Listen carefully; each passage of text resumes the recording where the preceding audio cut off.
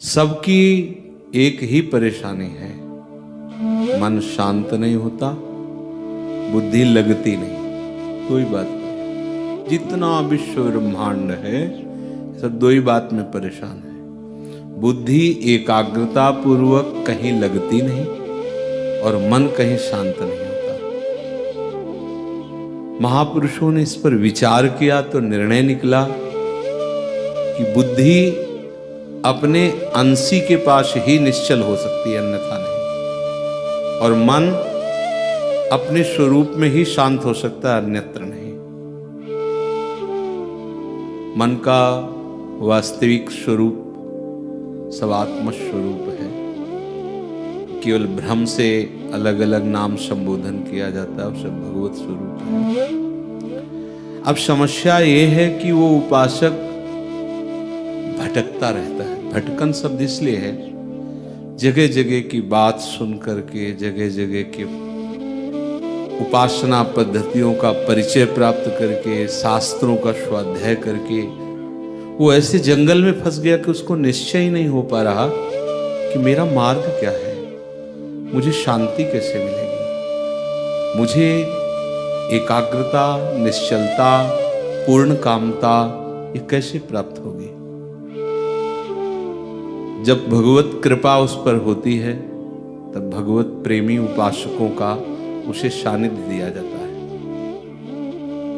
कृपा से संग और संग ते कृपा, समझिए। कृपा हुई तो संग मिला भगवत भक्तों का, रसिक जनों का, भगवत प्रेमी महात्माओं का। अब जब कृपा का परिचय प्राप्त करना है तब आपको बहुत सावधान होना है। भगवत कृपा से आपको भगवत प्राप्ति का संपूर्ण विधान प्राप्त हो गया है। अब उस कृपा का, उस भगवत प्राप्ति के स्वरूप का परिचय प्राप्त करने के लिए आपको सावधान होना पड़ेगा। अगर सावधान नहीं हुए तो भटकन नहीं मिटेगी। साधु के पास क्या होता है? अमृतमय वचन। साधु के वचन ही सूर्य का काम करते हैं अंधकार नष्ट करने के लिए। बंदों गुरुपद कंज, कृपा सिंधु नर रूप हरि, महामोहतम पुंज जासु बचन रविकर निकर। जिनके वचन सूर्य का कार्य करते हैं। अज्ञान तिमिरांधस्य ज्ञानांजन शलाकया, वो ज्ञान का अंजन लगा देते हैं। क्या ज्ञान का अंजन? यही ज्ञान का अंजन। नाम वाणी के सिवा कुछ नहीं हमारे जीवन में। ये परम विश्राम स्थिति। बार बार हृदय पुलक रहा है कि तुम समझ क्यों नहीं रहे। स्पष्ट वस्तु रखी है, स्पष्ट। नाम जप करो, नाम कीर्तन करो, वाणी गायन करो, सेवा में रहो और रोते रहो कि लाडली लाल मेरे मन में आकर विराजमान हो जाओ, मेरी बुद्धि में बैठ जाओ आके। नाथ, मेरे मन बुद्धि की सामर्थ्य नहीं कि वो आप तक पहुंच सके।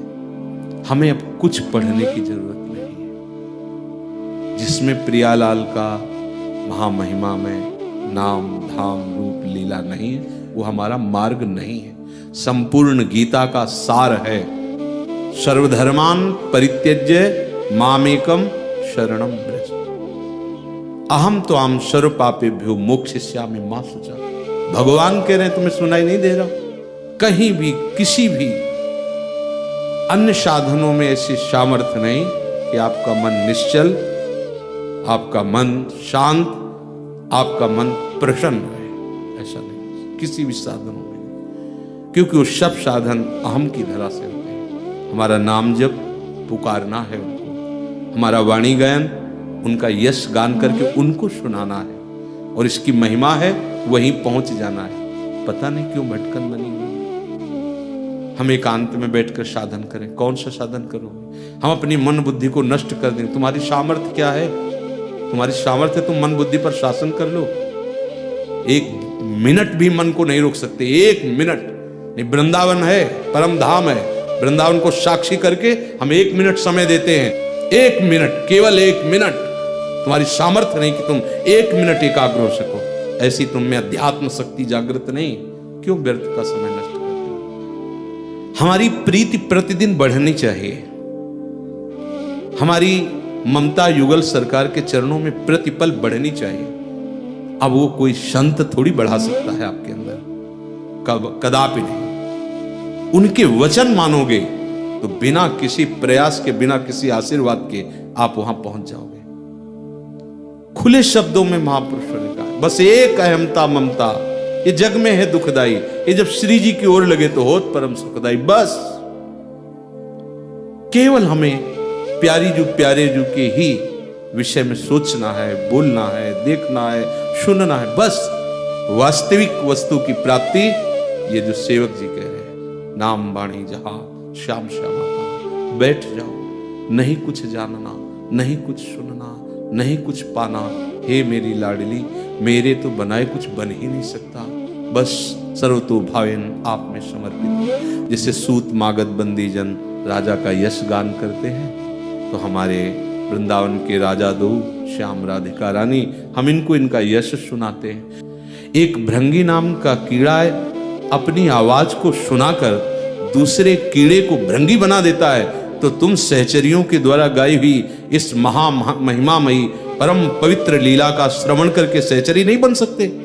तुम्हें विश्वास नहीं है? तो हित द्रु जो विश्वास है तब वही सुधरे बात, ना तर माया पंथ में फिरे जो टक्कर खात। एक दिन पूज्य भाई जी महाराज से उनके बहुत प्रियजन ने कहा, भाई जी आपके साथ तो राधा माधव खेलते हैं, क्या आप कृपा करके मुझे दिखा नहीं सकते?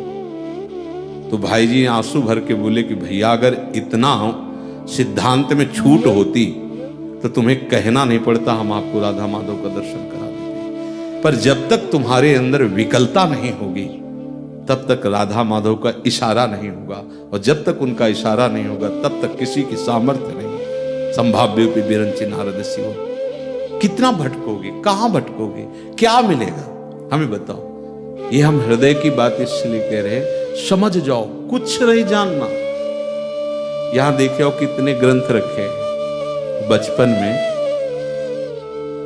लगभग 15 वर्ष की अवस्था से लेकर के 25 वर्ष की अवस्था तक 10 वर्ष तो तुम यही समझ लो कि 10 घंटा केवल स्वाध्याय में जाता था। 24 घंटे में संपूर्ण वैदिक सिद्धांतिक उपनिषद महापुरुषों की वाणी स्वाध्याय स्वाध्याय स्वाध्याय सब करके फिर जो बात अभी अभी समझ में आती है तो लगता है कि यार ये बात तो इनको अभी मिल रही, कुछ करने की जरूरत नहीं, फिर पकड़ क्यों नहीं रहे? यही दुरंत माया है, यही मम माया दुरत्या है कि उसको समझ में नहीं